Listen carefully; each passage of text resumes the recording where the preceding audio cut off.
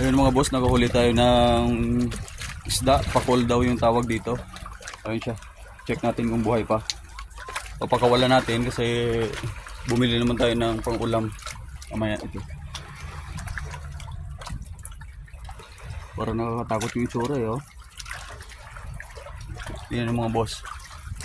Yan. Pakol daw ang tawag dito. Papakawalan natin siya kasi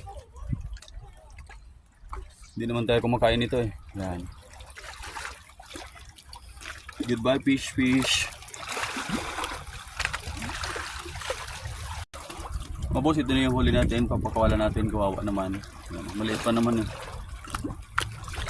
Pakul daw yung tawag dito eh. So, goodbye fishy. Pakawalan natin siya. Yun, ang bilis. Nandun na mo boss.